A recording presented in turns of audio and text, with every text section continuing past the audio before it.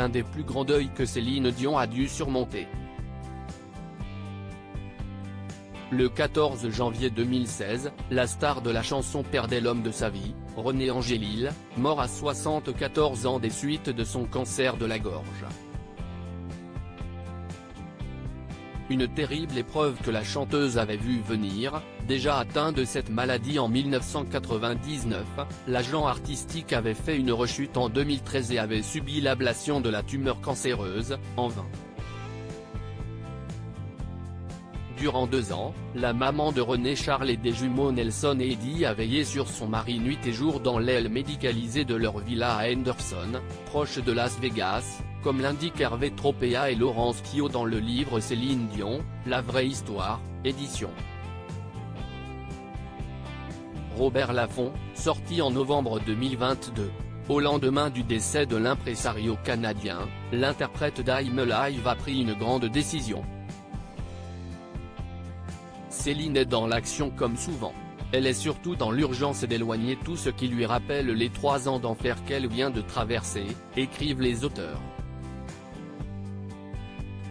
En effet, Céline Dion s'est employée à tenir les jumeaux éloignés de la chambre du malade durant ces dernières années, au point qu'ils n'échangent plus que très peu avec leur père. C'est tout naturellement qu'elle souhaite enlever de la chambre tout ce qui rappelle la maladie pour préserver ses fils. Exit donc les sondes, les moniteurs, les caisses dans lesquelles sont soigneusement disposés médicaments, compresses, pansements, les déambulateurs, les fauteuils de repos télécommandés, les gourdes, le lit médicalisé qui pue la mort à plein nez.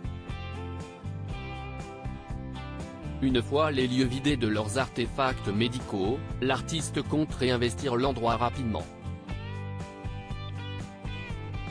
Et pas n'importe comment, elle veut du blanc partout. Elle a dans l'idée de faire plus tard de cet endroit une sorte de pièce où se recueillir, où seront entreposées des photos, des messages, les tenues de ski portées lors de leur dernier Noël ensemble, à Crans-Montana, un lieu où les garçons et elle pourront revisiter leurs joyeux souvenirs, est-il écrit.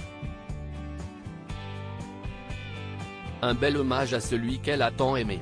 Ainsi, à peine la dépouille de René a quitté la maison que voilà la mère de famille le nez dans les affaires du défunt, en train de faire du tri.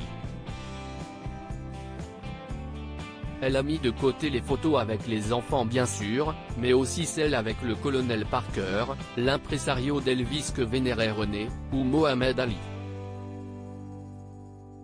Supérieur à René Angélil, les émouvantes photos de funérailles à l'intérieur de la basilique et c'est la nuit où elle n'est pas venue qu'il s'est en allé dans une interview consacrée à Gala en janvier dernier. Elisabeth Reynaud, biographe de Céline Dion, en disait plus sur les derniers instants de René Angélil. On dit qu'il a essayé de se lever, qu'il serait tombé par terre et qu'il aurait rendu l'âme en tombant par terre. Ensuite, une infirmière l'aurait trouvé. Ce qui est certain, si est qu'il n'est pas mort dans les bras de Céline. D'après la spécialiste, la star n'était pas présente dans leur maison lorsque l'impresario est mort. Cette nuit-là, au lieu de retourner encore auprès de lui pour rien entre guillemets, il était très surveillé et très malade. DLR, elle n'est pas retournée auprès de lui. Mais quand on y pense, si est quand même assez curieux, parce que si est la nuit où elle n'est pas venue qu'il s'est en allé.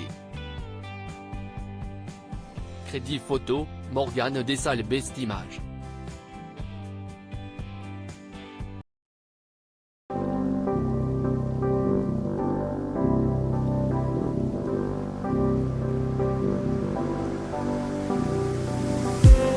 I just need some